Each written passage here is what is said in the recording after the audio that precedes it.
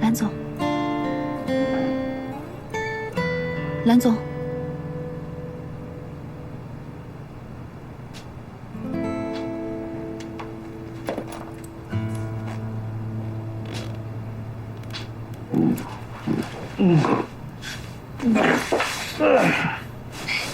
蓝总，喝多了吧？我帮你把衣服脱了。喝多了吧？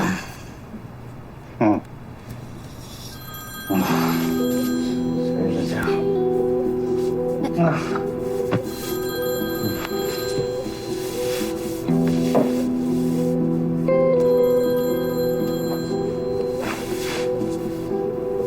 蓝总，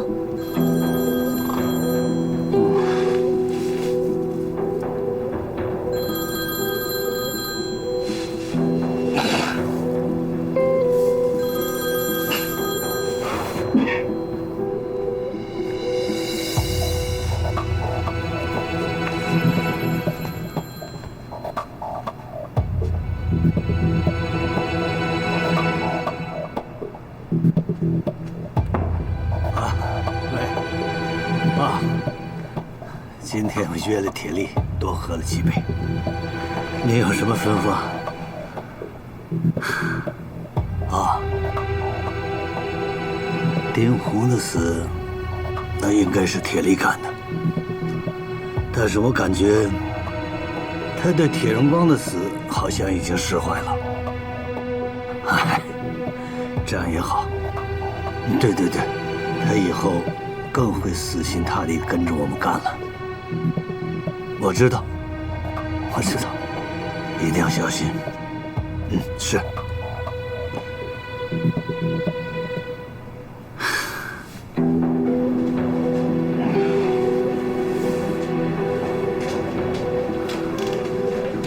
文心，文心，蓝总，我在这儿呢。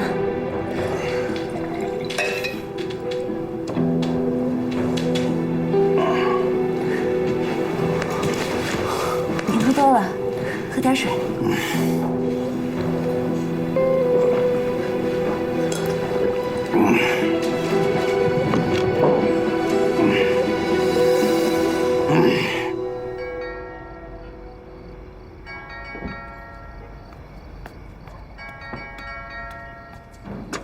来了。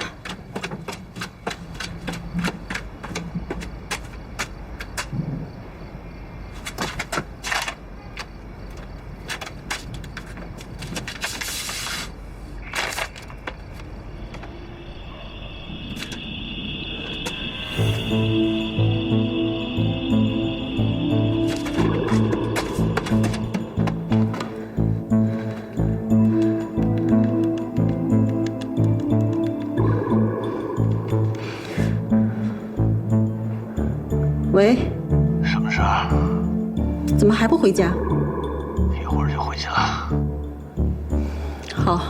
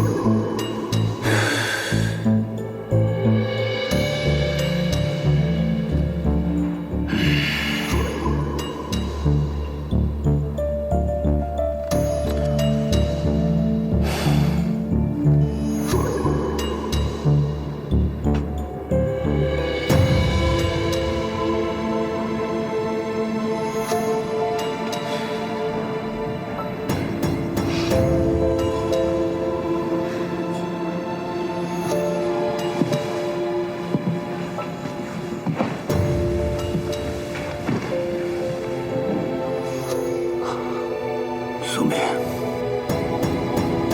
对不起，我是发自内心的向你认错、道歉。我以后做牛做马，我补偿你。别说了，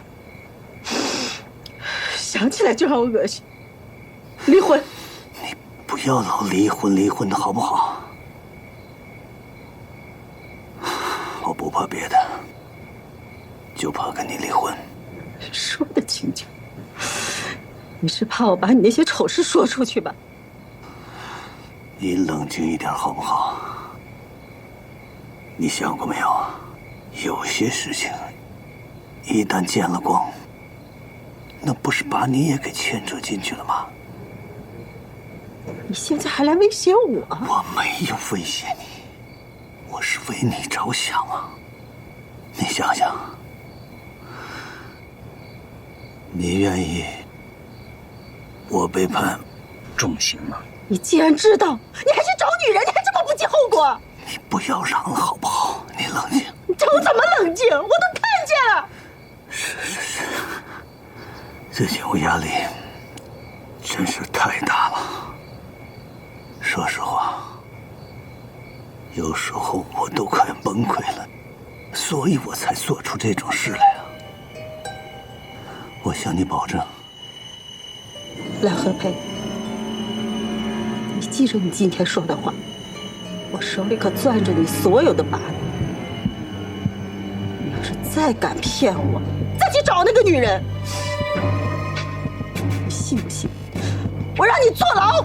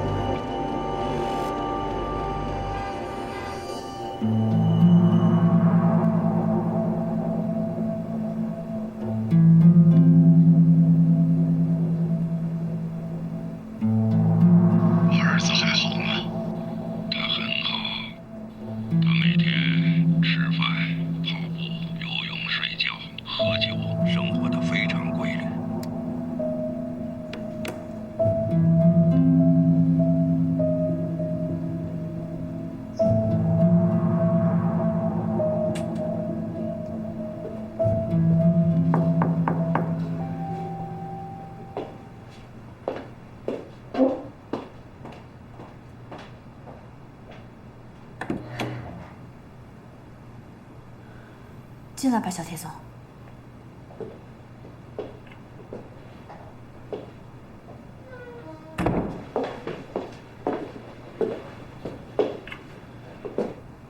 约我来干嘛？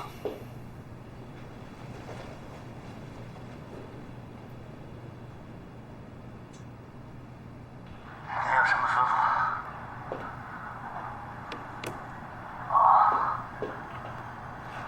丁虎的死应该是铁力干的，但是我感觉他对钱荣光的死好像已经释怀了。哎，这也好。对，以后更会死心塌地地跟着我们干了。我知道，一定要小心。是。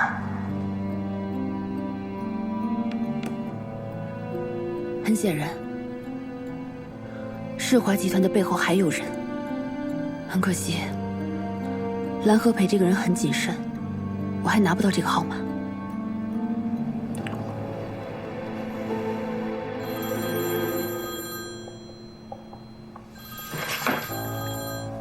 喂，高健，我又听了一遍丁红会见铁荣光的谈话录音，想跟你唠叨唠叨。你还记得丁红家的保姆吗？知道，怎么了？问询的时候，我问过他，丁红戴的百达翡丽是哪儿买的？他说不知道，丁红从来没有这块表，是突然戴上。通过丁红和铁荣光的谈话录音，我想到很多事儿。这么说，丁红戴那块表确实是铁力的。丁红带着铁力的表去见铁荣光，谈话的内容有明显的威胁的意思。可以肯定，铁荣光的死是被丁红逼的。那丁红的死，会不会是一种报复呢？有这种可能，但是不是唯一的可能。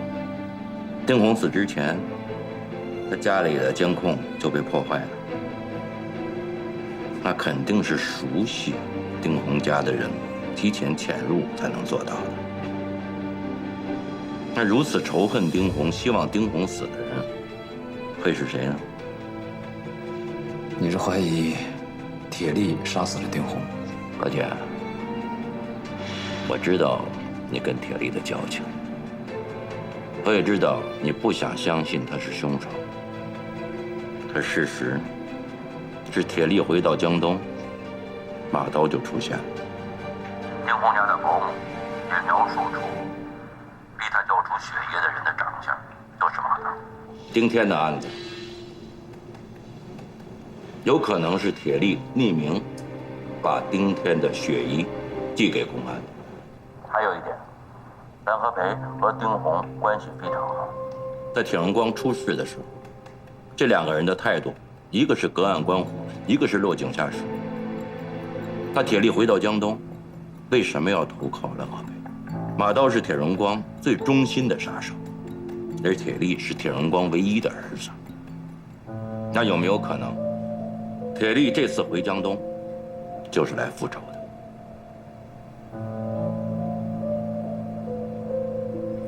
我知道你是怎么想的，也知道你想要干什么。小梦，听我一句劝，赶紧离开这里，继续留下来太危险了。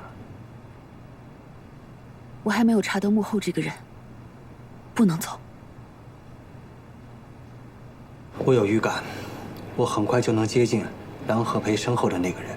其实，我知道你已经想到了，只是不想面对。我会找到证据。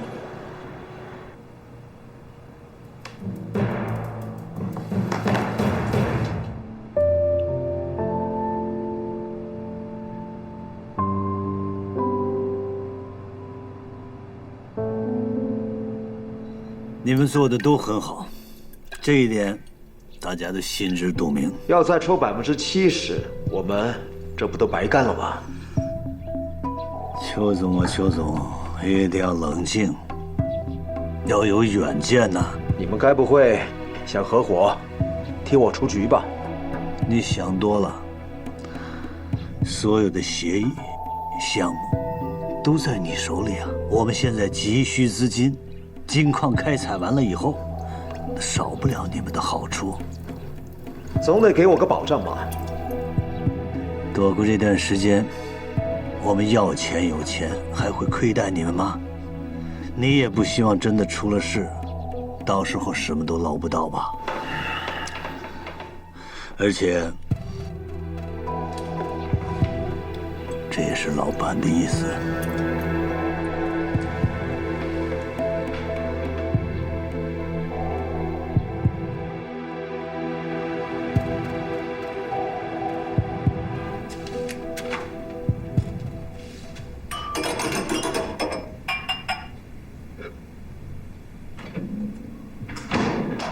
恭喜啊！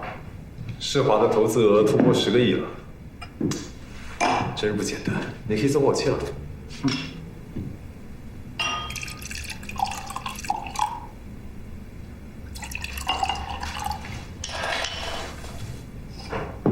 高坚找你了。对，问你什么呀？你应该先问我，我知道些什么。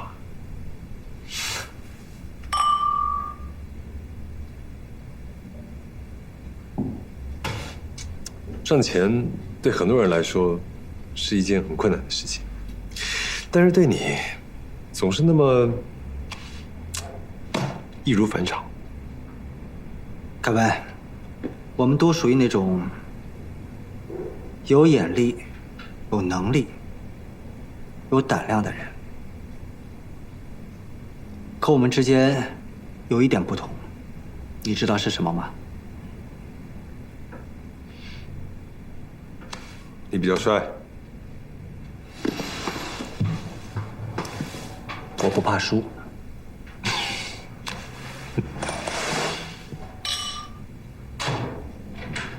哟，邓大律师也在呀！哎，今天呀是值得庆祝的日子，我们一起干一杯。好，我拿杯子。不好意思，我先接个电话，你们喝。好。来，副总。好。喂。对，之前不是说的吗？那3只能源股全部买进。啊。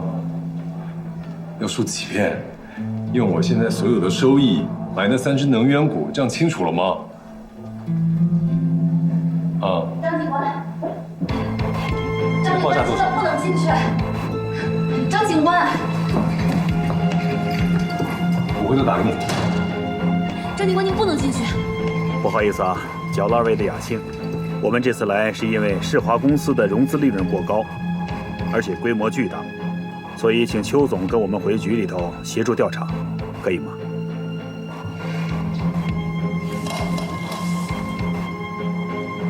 那我得带我律师一起去。可以，请。请。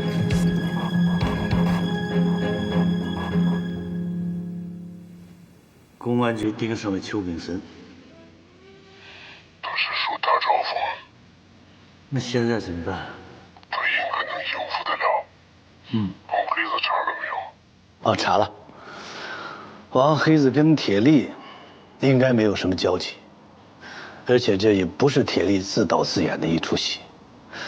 他如果这么做的话，他为什么只雇3、5个投资人来闹事呢？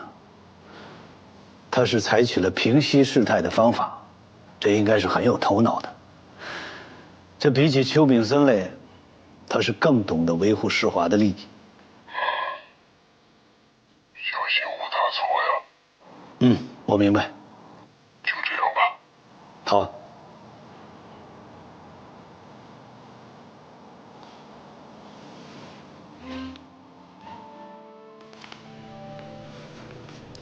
这是你们所有的财务资料。对，如果需要，我可以把财务总监调过来。世华公司的有色金属货源是从哪儿来的？国外。你们的客户都是国内的吗？对。你们吸收了客户的存款，增加了交易量，但是有一个问题，你们的货物买卖的数量好像并没有增加呀。首先，我需要声明的是，我们不是吸收存款。您这一句话，很有可能给我戴上一个非法吸收公众存款的帽子，这帽子太大，并且触犯法律，我可不敢戴。我们的钱是客户委托我们帮他们购买货物的，我们购买货物的数量和工商局有关系，和你们公安局好像没什么关系吧？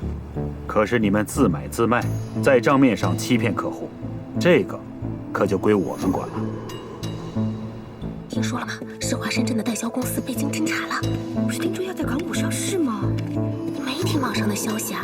这财经天眼、网贷宝、和讯全部都在传，在传什么呀？说我们涉嫌非法集资。我的客户听到了，全都说要赎回。你也知道，这哪是说赎回就能赎回的呀？我的天哪！我让我妈也投了，这要是真的，我妈岂不是要跳楼？希望不是真的，怎么会这样啊？如果有真实的交易量，有真实的买家，那你们这个模式的问题不大。可问题的关键是你没有真实的买家，所以你的货物也就根本没有卖出去啊。换句话说，你是用新投资人的钱还给旧投资人。我们用专业的名词来概括这种商业模式，叫做庞氏骗局。张警官，您说话需要证据，否则我可以告你诽谤。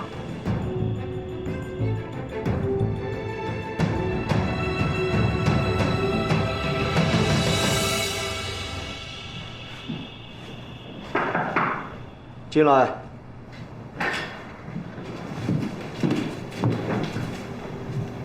董事长，您没事吧？坐吧。这年头啊，还是低调一点好。你看，这钱挣多了，也会被叫去问话，你说可不可行？不管怎么说，我们是正规经营的金融公司，应对这种检查还是有底气的。不过，我有个建议想跟您交流一下。先前的退资事件惊动了公安局，虽然经过化解挽回了公司的损失，但是还是在一定程度上影响了公司的声誉。您跟公安局领导走的时候，一些媒体得到了消息，我已经极力跟他们解释过了，这只是个误会。可是还是有一些媒体把这件事情披露了出去，所以我想请示一下，是不是应该做一次危机公关？危机公关？不需要。就算要搞危机公关，针对公检、经侦这方面的这些事，你干不了。行，我知道了。那董事长您休息，我先出去了。米兰达，你是我一手培养起来的，你要相信我，相信这些投资人的贪婪。等风声消停以后，我给你加奖金。谢谢董事长。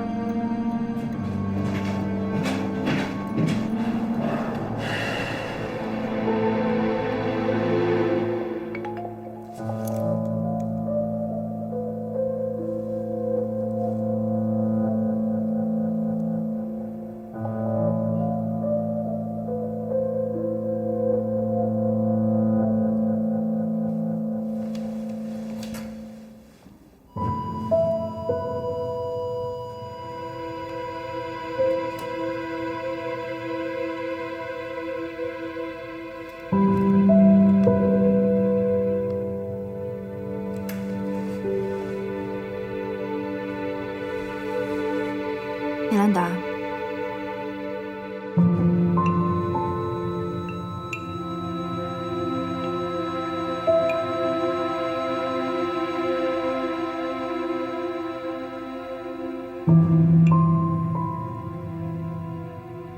确实不错。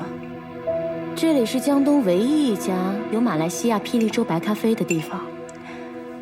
我是说你，确实挺不错的。谢谢。怎么你听到从情敌口中的赞扬，反而不欣喜呢？那要看是什么样的情敌了。对，我非常认可你说的这句话。但是今天我不是以铁力女朋友的身份来跟你见面的，是吗？世华集团一夜之间享誉江东，这对于我们新闻从业者来说，无疑是一件让我们最感兴趣，也是最劲爆、最容易上头条的新闻。所以我今天是以一个记者的身份来请求你帮忙的。你男朋友就是世华集团的总经理，你何必舍近求远呢？再说了，哪有情敌跟情敌之间互相帮忙的道理啊？那就要看是什么样的情敌了。我是被需要。那我们就走着瞧。你们用餐愉快。你明明就很爱他。谢谢你帮我演戏。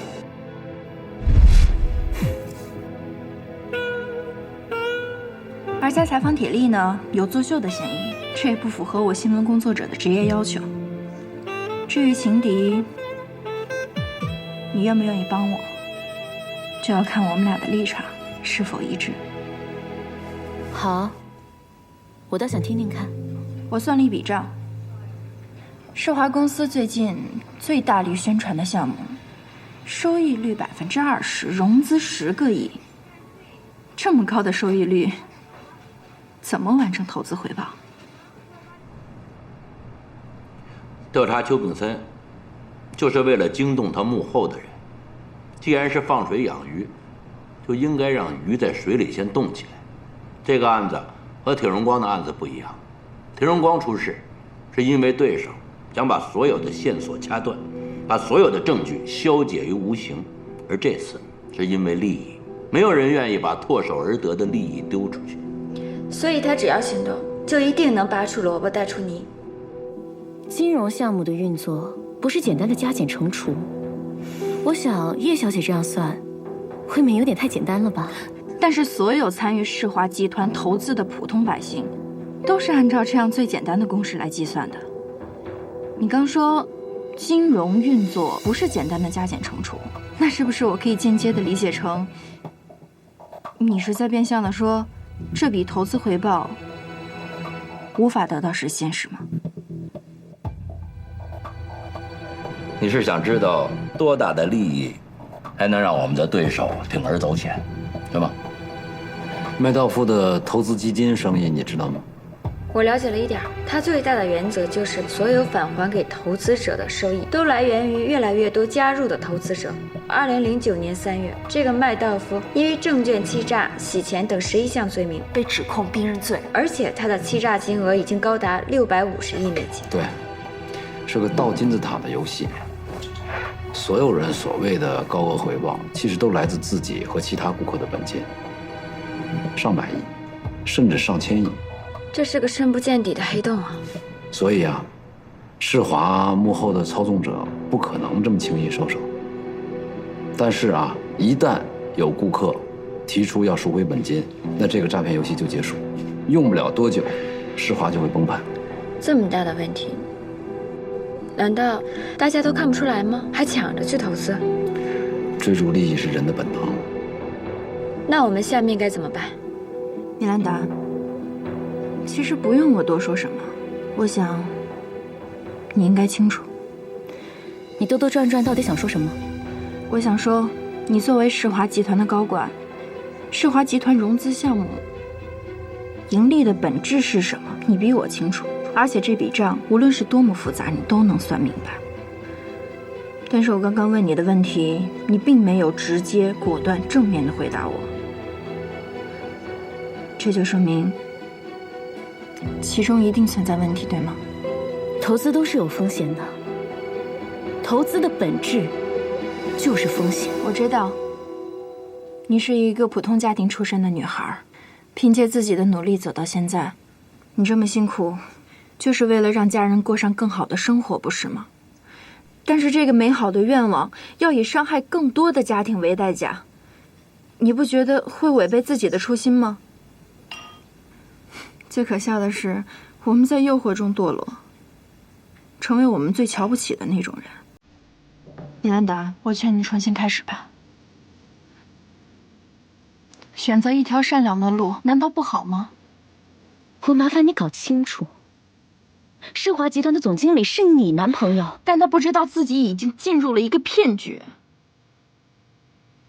铁力一旦出现了问题，如果那样的话，我们俩都会失去爱他的权利。可不可以直接说明你的来意？告诉我世华集团的真相，我有立场，更有力量，将这个真相公之于众，为了百姓，也为了能让铁力脱身。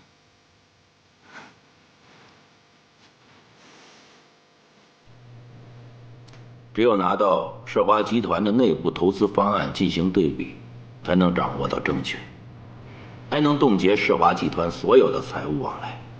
可是，内部的财务往来是世华集团的机密，不可能轻而易举的拿到。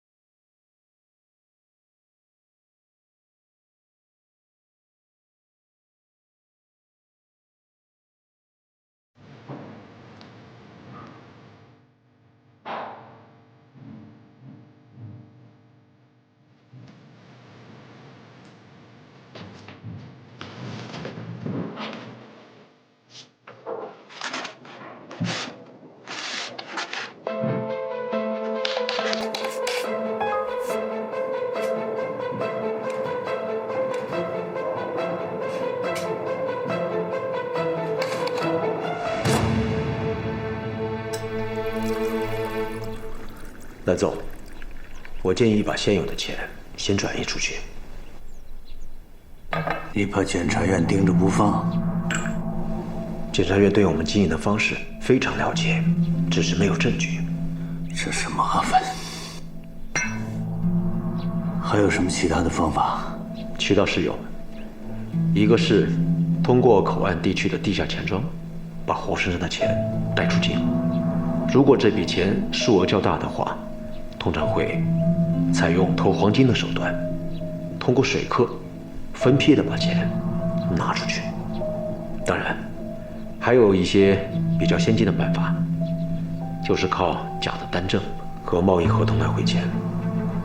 然而，最先进的办法是走真实的信用证下的虚假贸易。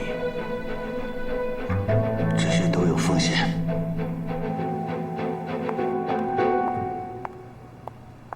你来了。我已经帮你点好了白咖啡。谢谢。我希望一会儿听到的会是好消息。上次我之所以没有回答你，公司是否真的存在问题，是因为我没有看到账目和项目分析报告。你知道这是公司的机密，我很难接触得到。但是我可以告诉你的是，目前公司的回款率非常差，我们承诺给顾客的投资回报并没有体现。我粗略地算了一下，公司目前的亏损大概1个亿左右。那铁力知道这件事吗？你先别着急，听我说完。还有一种叫两头资金池，也叫好玩呐。说白了，就是钱并没有真的在境外流动，只要你把钱给我，你就会在境外的资金池里得到相应的外汇。还是不够稳妥，我需要情势才能确定。情势。一个阶段的盈利与亏损，不能体现这个公司是否真的有问题。事情的真相到底是什么？我可以告诉你世华的经营模式。世华集团最初向投资者承诺的是20%的利润，第一批投资者的利润来自于新的投资者。目前账面上之所以是亏损了1个亿，是因为新的投资者越来越少，而快速盈利的资金已经回报给先期客户。这难道就是传说中的庞氏骗局？我建议你从投资人群入手，披露这件事。蓝总，你不是想分成吗？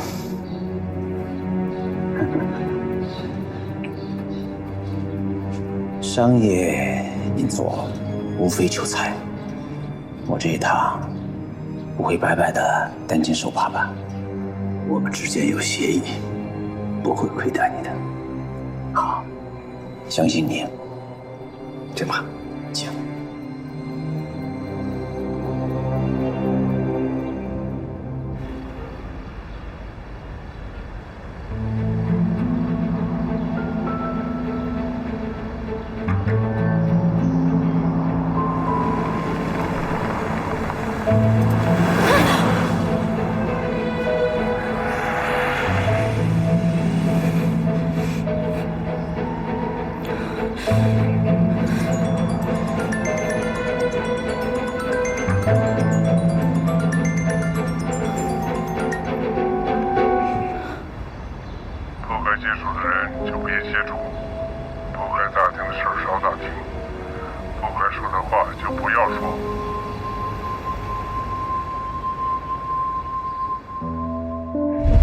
为什么频繁的和那个女记者来往？他误会了我跟铁总的关系，我已经跟他解释很多次了。你最好别和铁力弄出一个假戏真做的事情来，记住了，别给自己找麻烦。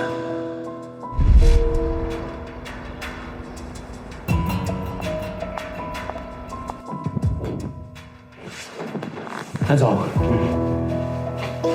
坐吧，走。何总，下一步该怎么办？我是这样考虑的：任何转移资金的方式都是有风险的。我们还按老规矩办，把10亿资金的70%打入香港的账户，剩下的30%留在公司做备用资金。等风平浪静之后，你和铁力每人1个亿。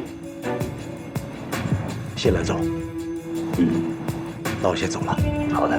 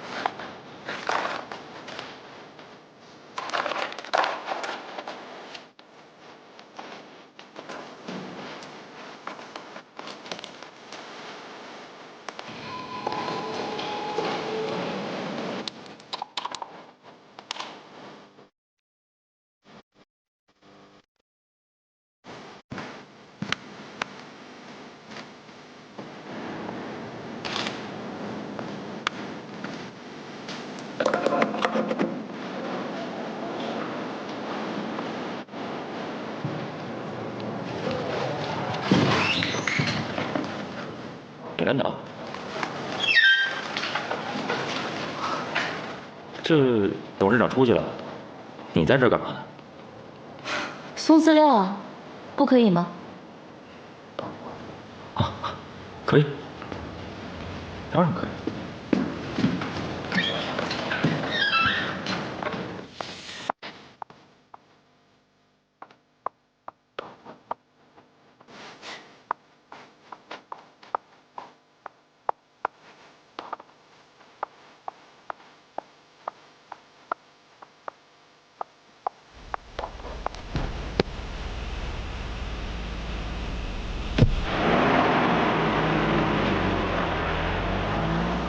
子瑶，我只能帮你到这儿。不管怎样，谢谢你，米兰达。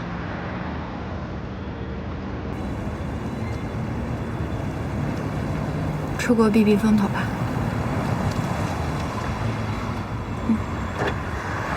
一路小心，后会有期。那我先走了，注意安全。再见。落地打个电话。好。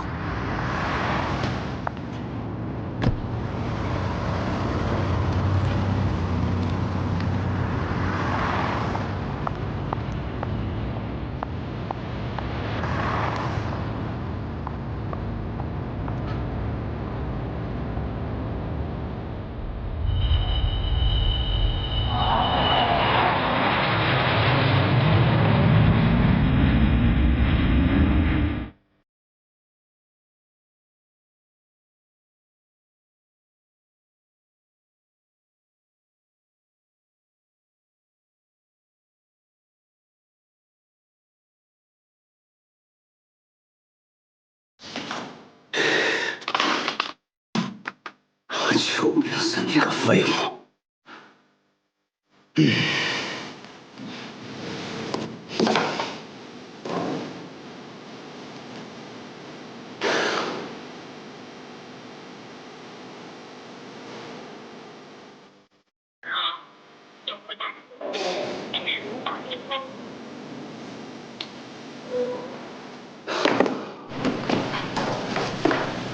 张队，有关世华公司的爆料。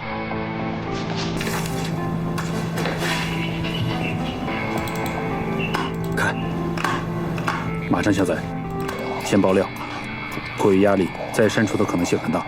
是张队，我那台电脑已经在自动下载了。7亿资金流向香港及境外公司。张队，你说这么些钱在这些公司里转来转去，像一个迷宫一样，我们还摸不着头呢。最主要的是，我们掌握不了一手数据。哎，你看现在网上都爆出来了，世华公司会不会说这种证据是恶意伪造的？再难我们也要查。准备立案吧。是，张队。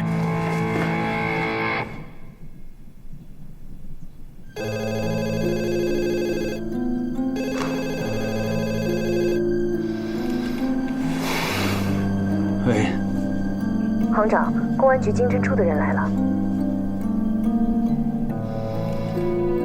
就说我出差了，过几天回来。好。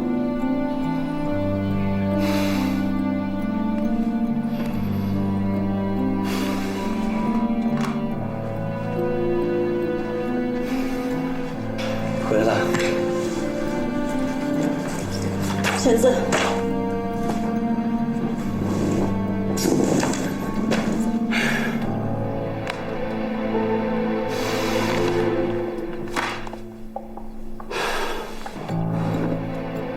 别闹了，好不好，宋林？我不能离婚，尤其是现在不能离婚。蓝和培，你真拿我当傻子了？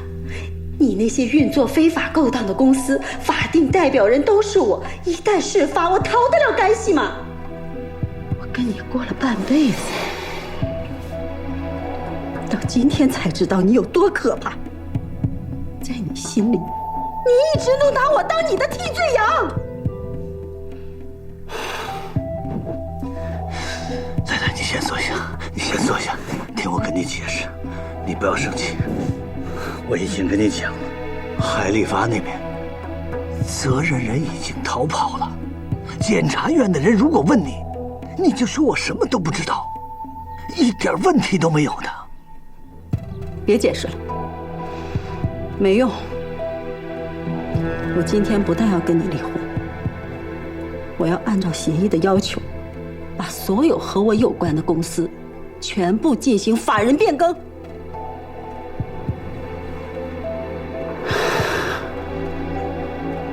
一点活路都不给我留。蓝和培，你给我留过活路吗？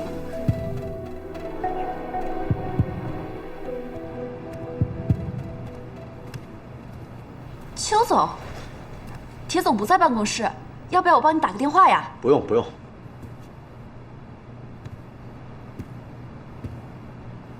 坐。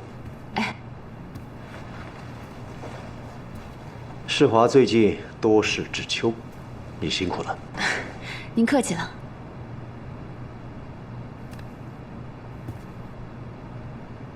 对了，公司对记者报道的事情，不知道蓝行长知不知道此事？蓝行长是您朋友，他知不知道这件事儿，您更清楚吧？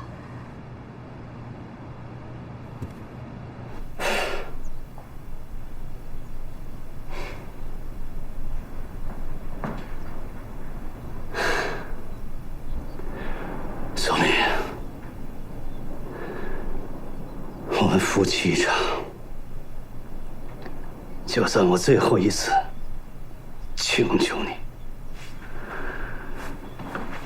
让我度过这次难关，以后的一切我都听你的，好不好？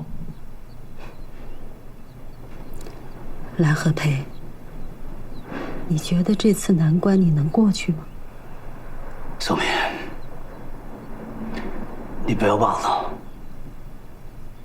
现在的证据是直接指向你的，不是我蓝和培。好啊，你终于露出嘴脸了。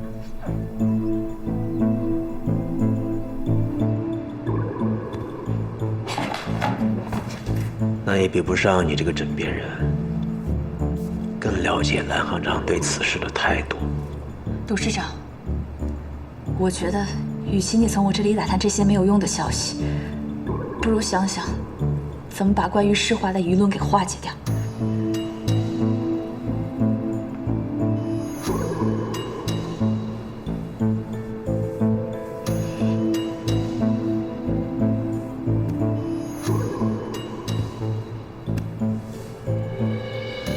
孟可琪，别以为蓝行长睡了你，你就可以一步登天了啊！有这么容易吗？你以为你是谁呀？在我眼皮底下和小铁总眉来眼去，当我不知道是吧？哦，对了，你曾经是铁荣光的秘书，老少通吃，厉害呀！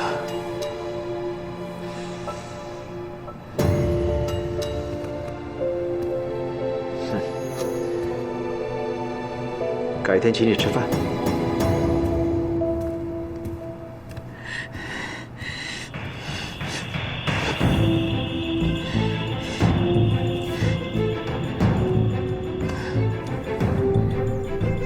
好，我现在就去公安局，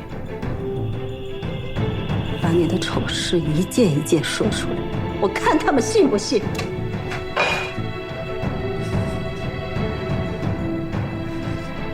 三毛，求你了！完了，蓝和梅，我苏敏不能用自己的命给你铺路。站住！我去。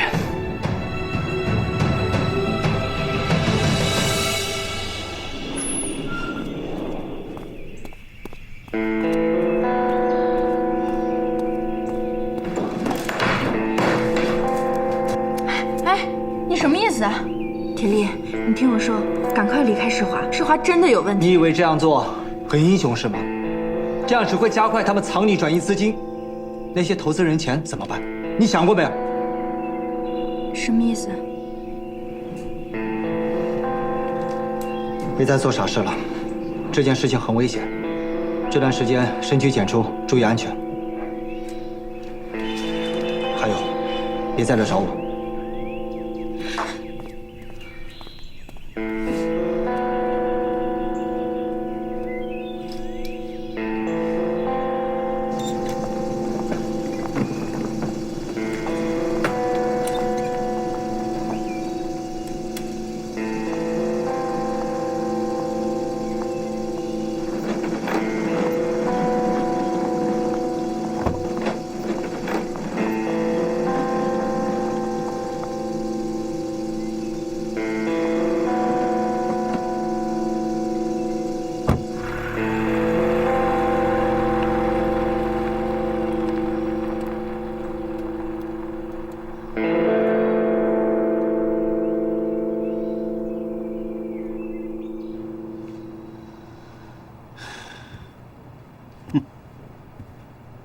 我希望你给我一个解释。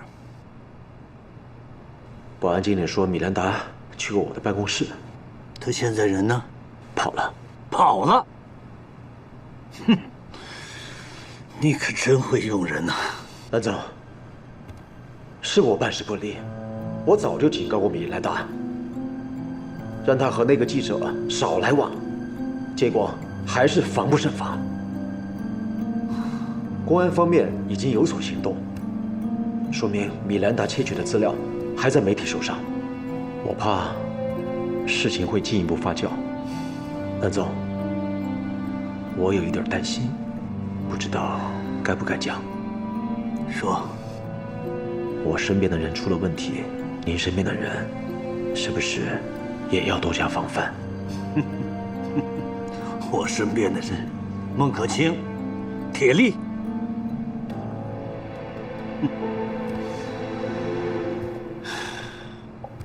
蓝总，据我所知，孟可卿对铁力言听计从，非常的……出去！蓝总，出去！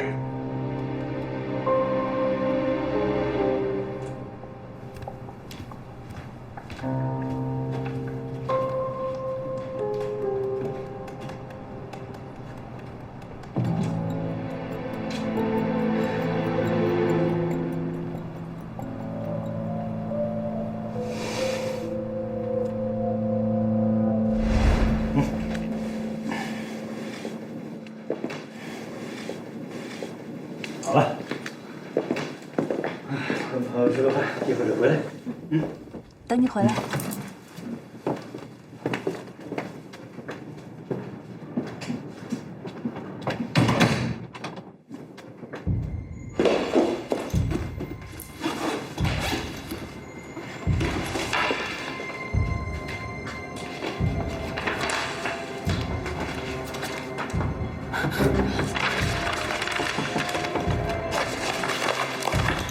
来了。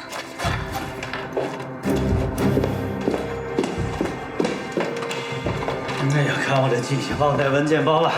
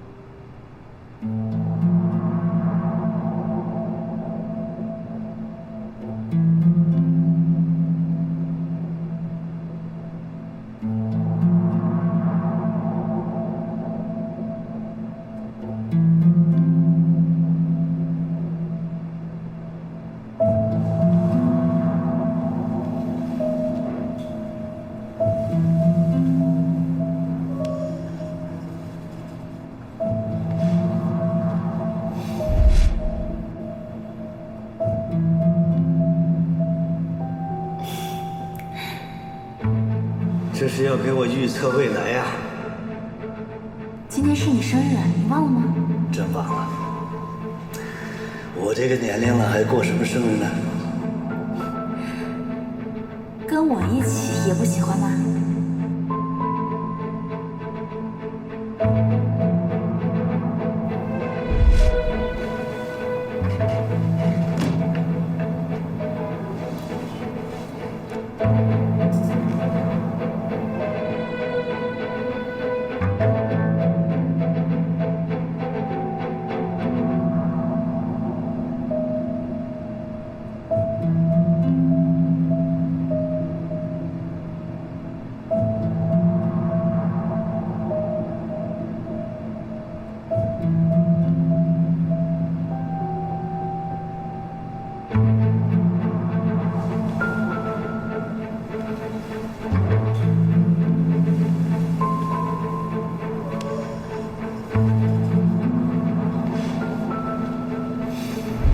这是要给我预测未来呀！今天是你生日，你忘了吗？我这个年龄了，还过什么生日呢？跟我一起也不喜欢吗？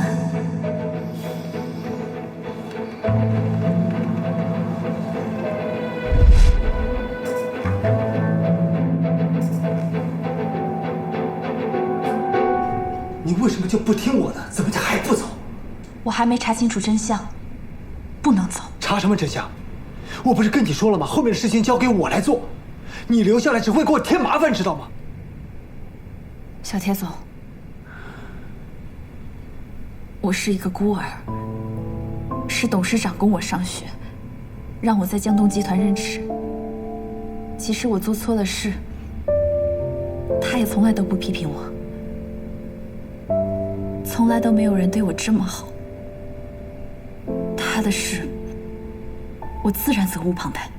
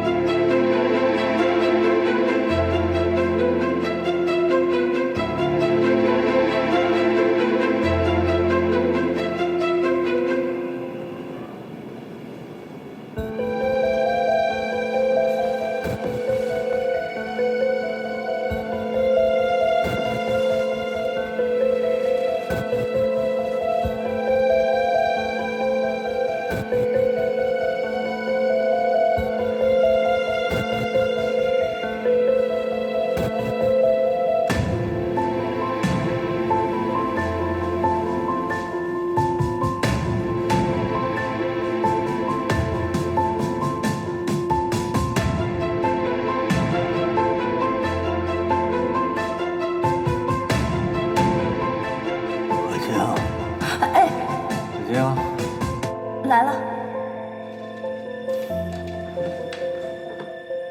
我刚去上了趟洗手间。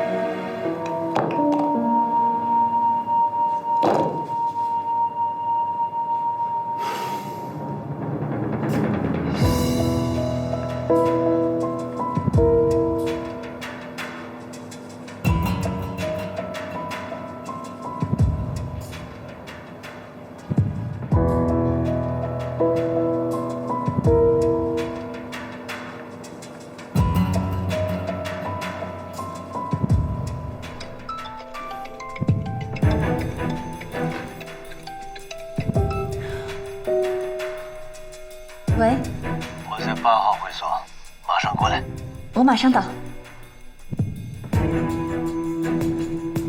梁和培，今天不许去。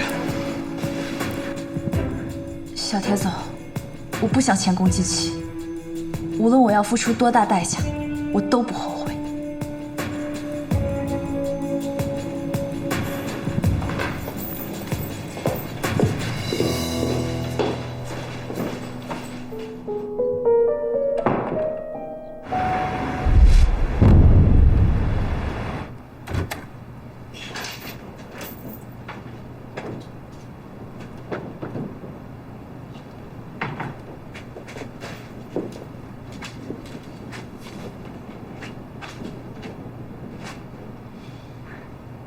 怎么了？坐吧。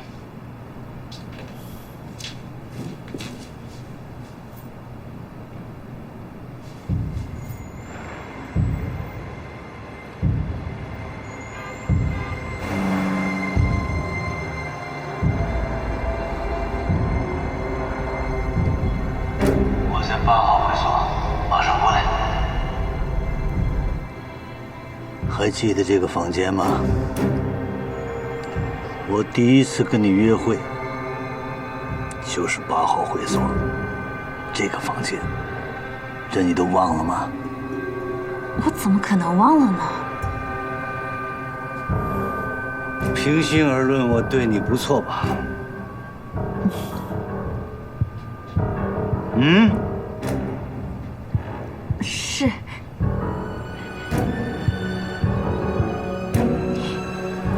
蓝总，你想要的我都给你了。啊！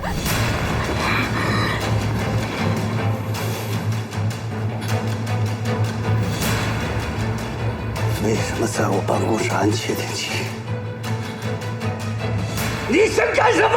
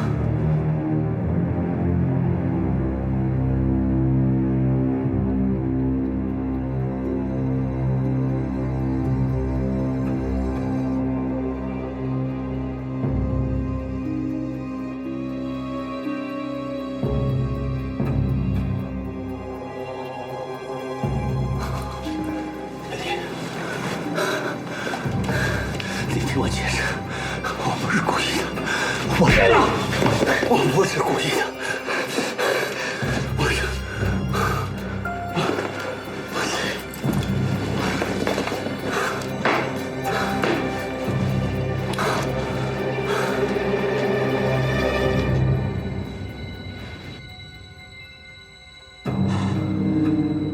想办法，想办法，铁力。帮我想想，怎么办？怎么办呢？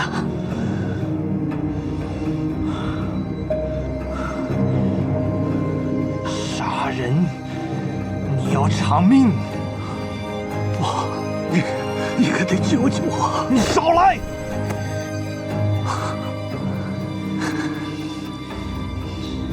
你给老板打电话，让他想办法。对，给老板打电话。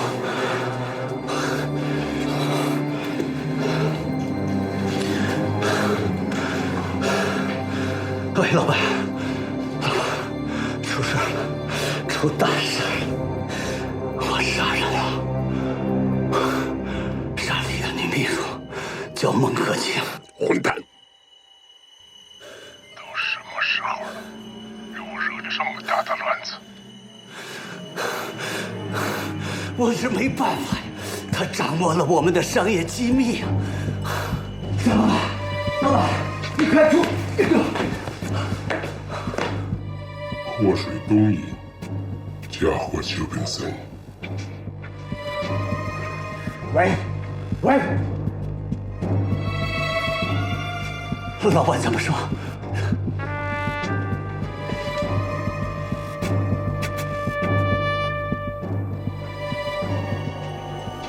祸水东引，嫁祸邱炳森。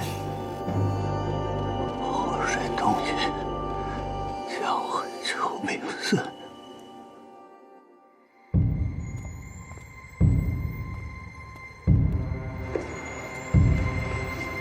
你好，有人在吗？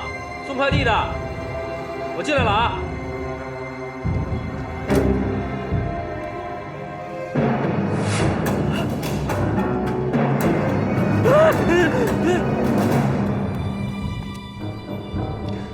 这几天的工作有什么进展？都汇报一下。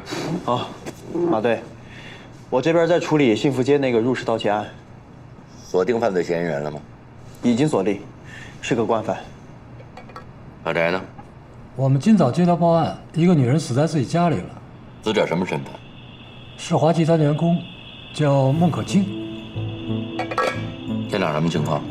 死者是被钝器击打头部致死，头部有伤，法医已完成解剖，具体的报告已经出来了。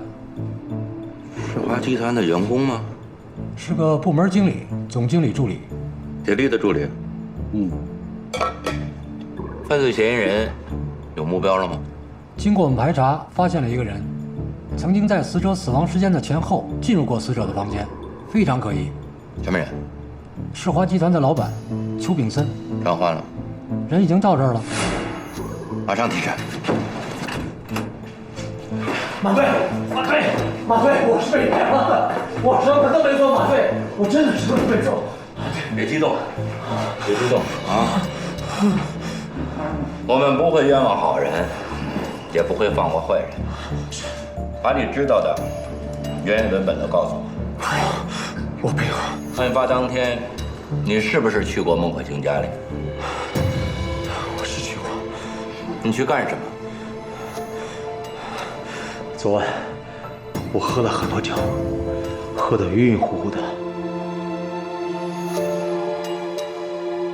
突然接到一个短信。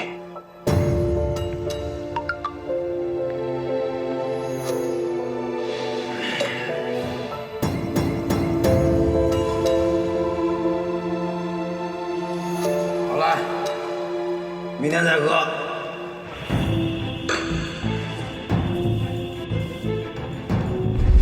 他让我去他家里面找他。那昨天晚上，你到了他家之后，发生了什么？昨天晚上，我到了他家以后，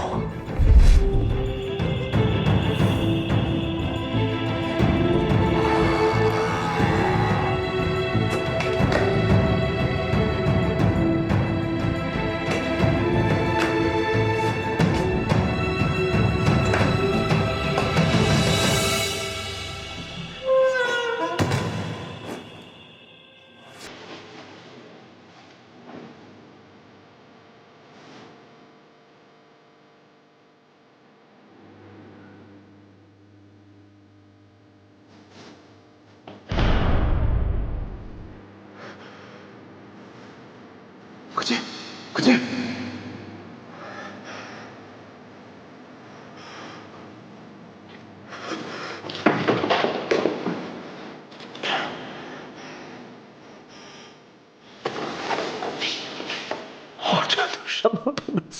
我是被冤枉的，王队。昨晚我喝了很多酒，我什么都不记得了。当时……行了，我问什么你答什么啊？法医对孟可卿的尸体进行了详细的检测，在他的床上、身上、皮肤上和他家里的物件上，都提取到了和你相关的证据。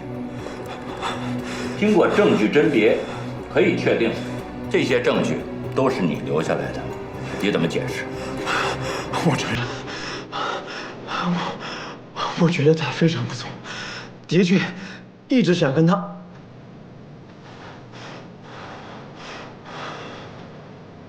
你之前有没有对他表示过好感？有，但是他一直在回避。那就是说，他从来没有想过跟你亲近的举动。是。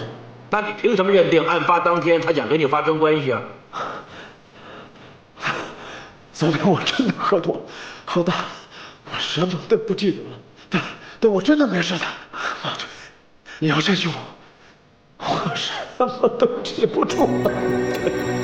马队，马队。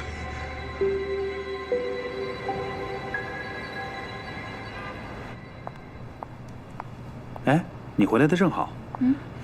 世华集团最近有个案子成了热门新闻了，我说正想跟你确认一下呢。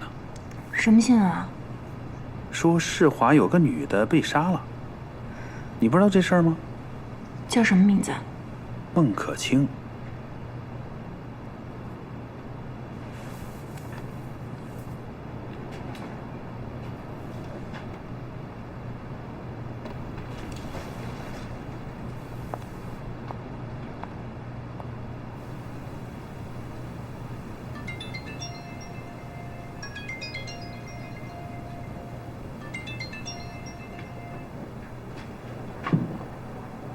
喂，铁力，是我。什么事儿？我听说孟可卿出事儿了。你听到什么就是什么。那跟世华有关吗？你听我说，我还是希望你能够尽快离开世华。不劳你费心。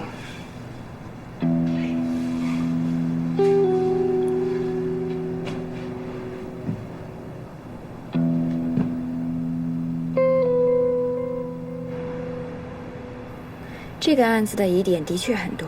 第一，杀人动机。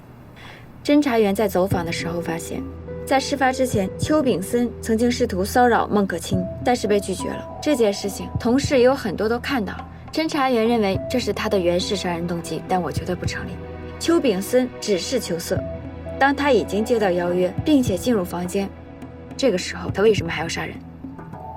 当时有可能是孟可卿只想跟邱炳森谈谈，邱炳森误以为要跟他发生关系，这也能说得通啊。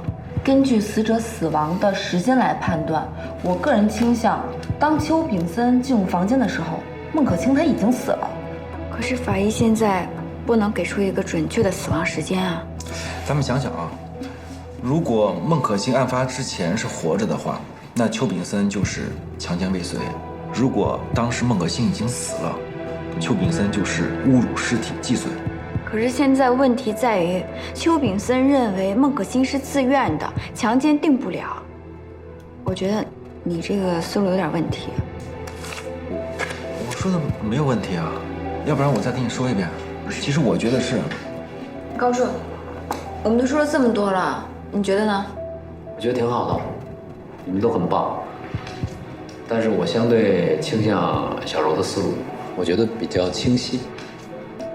小波也很好。这样吧，中午了，大家先吃饭，然后下午接着讨论。我是希望你们三个能够尽快的把意见统一起来，好吗？好。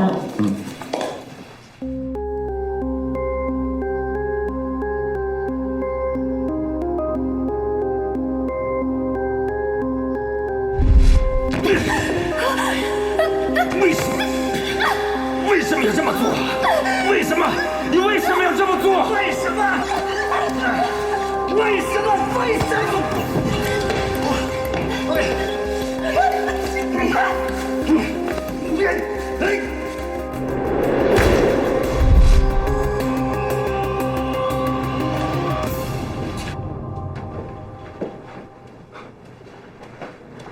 蓝行长盛情邀约，不是很荣幸。坐吧。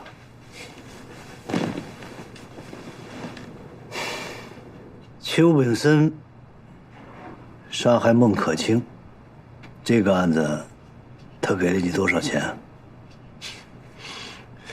行长快人快语，上来就直奔主题。老实说，100万，无罪辩护。我给你300万，做有罪辩护。我不想看着他活着出来。法律不是谈价格、做生意，干扰司法程序的事儿，我不能做。邓律师，我听说你的股票赔了不少啊，这对你有用，你需要的。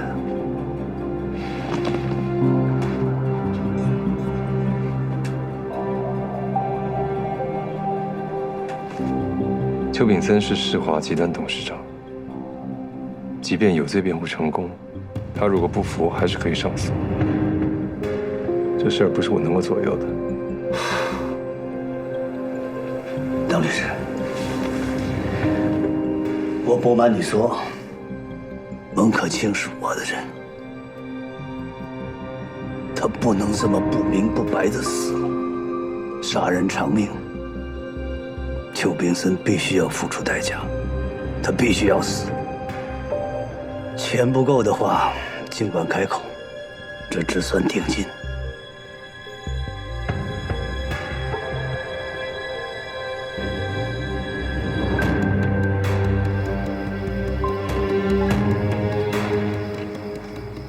我听说你的股票赔了不少啊，你需要的。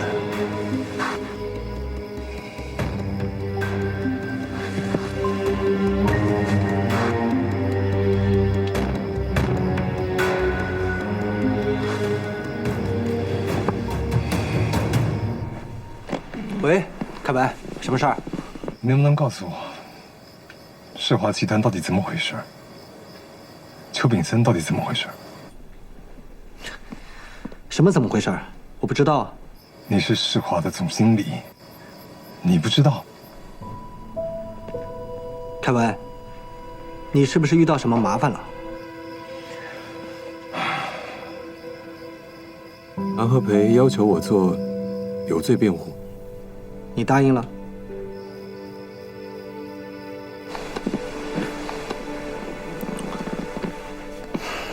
凯文，听我一句劝，千万不要干涉世华集团的任何事情。那你呢？你明知道世华被追查，就会暴露出一些违规的问题，你为什么还要深陷其中？我会有办法及时抽身的。你行吗？铁力，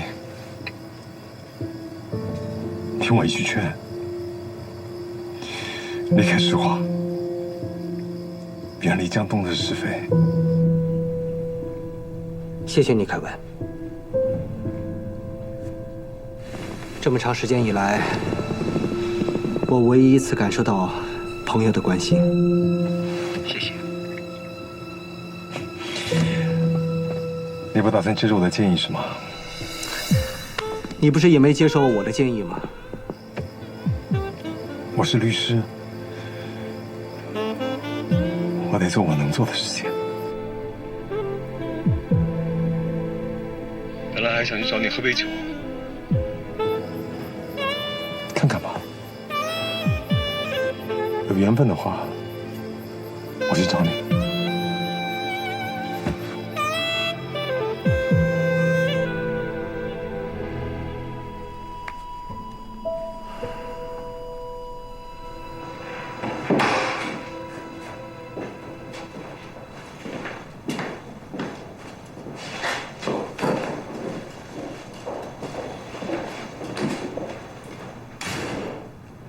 公司让我代理您的案子，对此，你有没有意见？没有。你把当天的情况再跟我说一遍。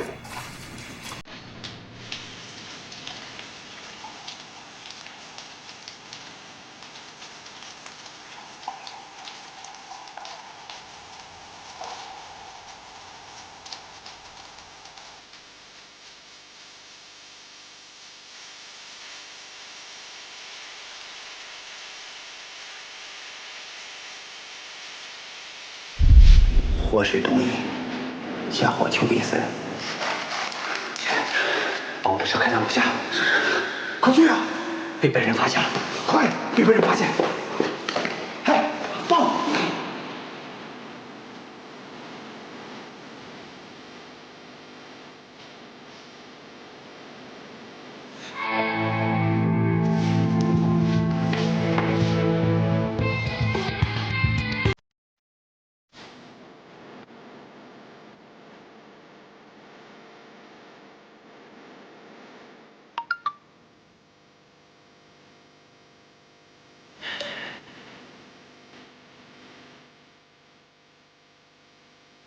那天，我收到孟可欣发给我的短信，让我去她家里找她。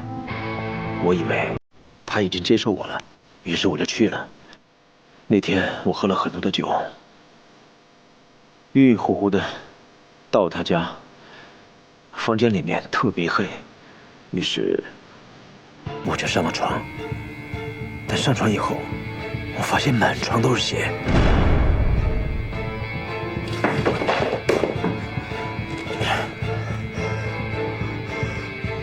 当时我很害怕，就从他家逃走了。当时满床都是血，但孟可卿的状态是什么样？那天我真的喝大了，想不起来了。您跟我说实话，人是不是你杀的？真的不是我杀的。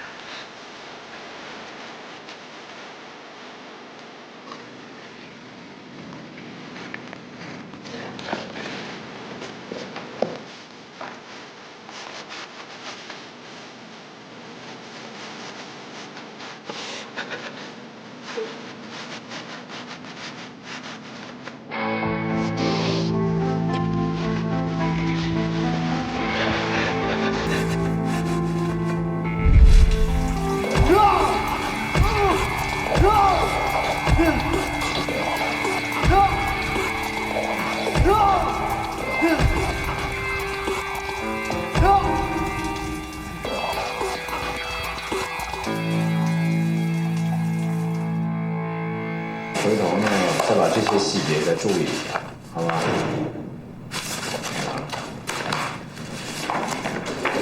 高处，案子刚才来人了，说阅卷的律师落下了一份笔录，正好是咱们出的案子。谁这么不小心啊？不知道，因为不是本人的案子，我不能看。哦。高处，我先回去工作了。好。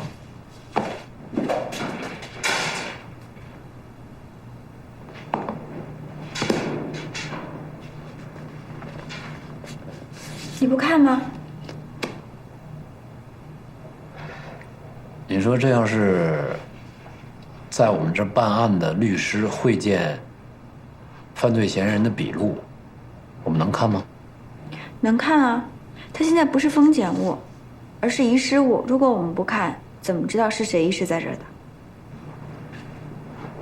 也对呀。这个案子不是小郭办的，应该是我办的。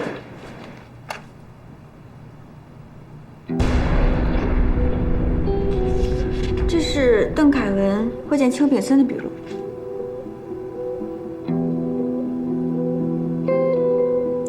邱炳森说，孟可卿是我杀的。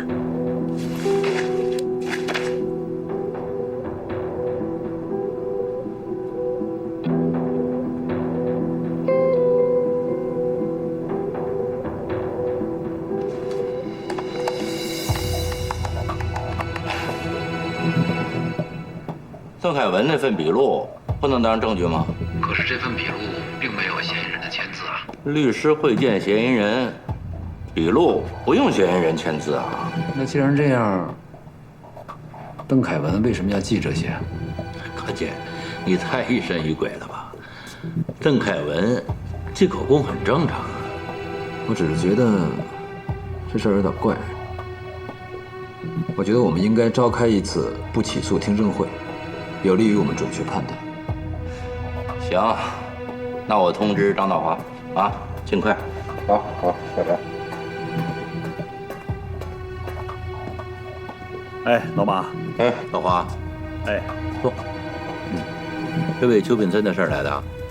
他现在可是热门人物，你们查的孟可卿被杀的案子，他的嫌疑是最大的。我们啊，刚从新闻上获知，世华公司一部分内部账目泄露的消息，经过核实，这些资料都是属实的。世华的内部资料是怎么泄露的？应该是内部人士所为。我问过报道这件事情的记者，他说有人给了他一组数据，我们通过这组数据从银行查到，转移出去的资金是从邱炳森的个人账上转出去的。报道记者，岳子尧吧？对，你认识他？当然认识。我们会把案子尽快移交给检察院，高健他们会为邱炳森开一个不起诉听证会。不起诉听证会？对，我觉得邱炳森的案子会越查越深。你做好准备，再次提审邱炳森吧。犯罪嫌疑人邱炳森从来没有做过有罪供述，其辩解具有合理性，因此我们认为现有证据只能证明邱炳森接触过孟可卿，不能证明其有杀害孟可卿的行为。这是我们检察机关拟对邱炳森存疑不起诉的主要原因。可是，邱炳森的辩护律师邓凯文遗落在检察机关的口供笔录上，清楚地显示了邱炳森曾经向邓凯文承认过杀人的行为。邓律师，我什么时候说过我杀人？杀人可是偿命。我有病啊！我疯了！邓律师，你就是这样为我辩护的吗？你什么意思？谈话笔录遗失是我的过失，事已至此，我也没有必要说谎。谈话笔录是我记录的，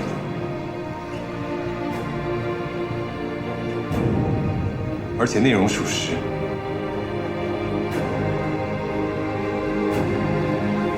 辩护律师在与当事人谈话过程中，如果当事人自己有犯罪行为，辩护人原则上应当替当事人保守秘密。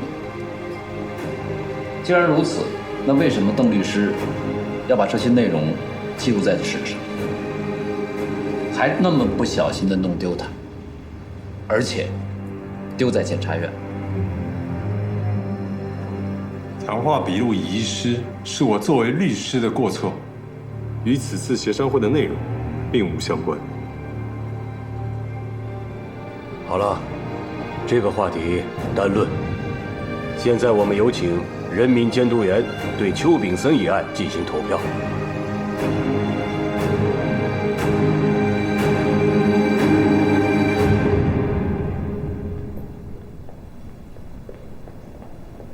有心事啊？每一次辩护，也担心自己是不是替杀人犯做了辩护，把一个案犯放火归山。邱炳森真的说过是他杀了孟可卿？你不相信？我只是觉得高健的话有道理。有没有道理无所谓，邱炳森有没有杀人，我也没有兴趣，跟我没有关系。高健的证据不足，所以邱炳森暂时不能被起诉，这就是法。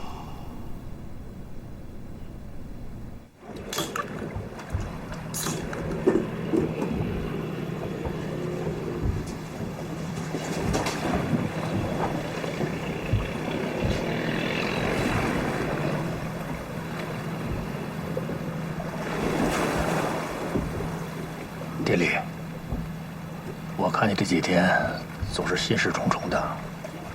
孟可卿的死，怎么回事啊？小孟是为我们铁家而死。孟可卿不是是被邱本森杀的，这到底怎么回事啊？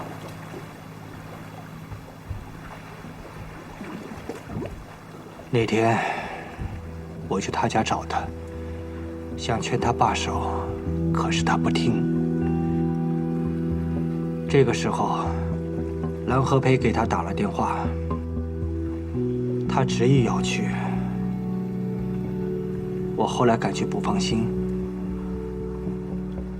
便跟了过去。那真相呢？我们活在真实世界里，不是柯南那个只有一个真相的世界。我们不是神，我们只是律师。你知道吗？一个案件发生的时候，只有3个真相：犯罪嫌疑人的真相、检察官的真相、法官的真相。这里头没有律师的真相。我们没有必要知道，也没有这个义务。我们律师不需要知道真相，也不用相信真相。那我们应该相信什么呢？这是个问题，所以我一直在寻找这个问题的答案。那你找到答案了吗？这就是份工作。辩护只是工作。在案件中，我有自己中立的判断，不管多么可疑，不管多么可憎，我保持不带情感，这样子不去干扰犯罪嫌疑人，不干扰法官，也就不干扰我自己。我要做的只有一件事情，就是保证程序正义。那你做到了吗？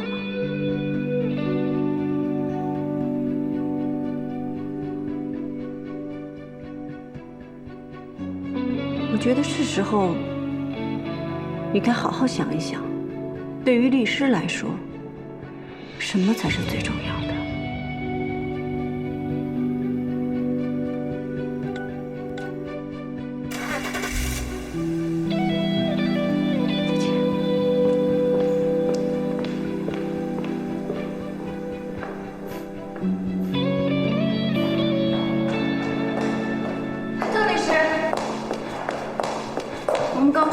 请您过去聊一下。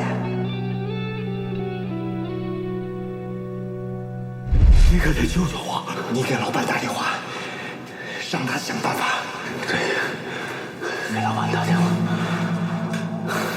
我是没办法呀，他掌握了我们的商业机密呀。张老板，老板，你快出！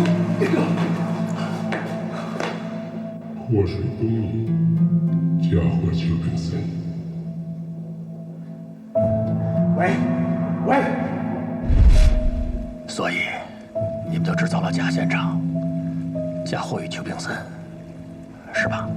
小梦死了，这些混蛋都该现出原形，都该为小梦陪葬。铁力，你也不要过于自责。小梦不会白死。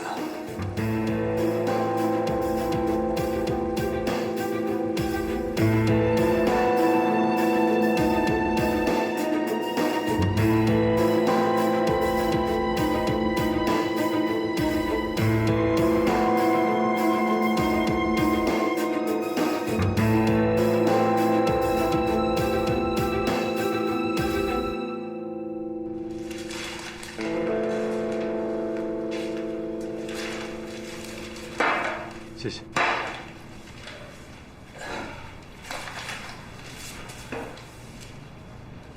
台湾，邱炳森刚刚又因为世华非法集资的事儿被抓。你是检察官，不足以说服你的证据，大概也就不是你想要的真相。我做出的判断是基于我对证据做出的判断。今天这场合就我们2个人，但是谈的却是公事儿。这么多年，你跟检察院来来往往，有不少案子，不管是出于公心还是出于私心，我都希望你能够说清楚，原原本本的说清楚这件事情的缘由。我说的就是事情原来的样子。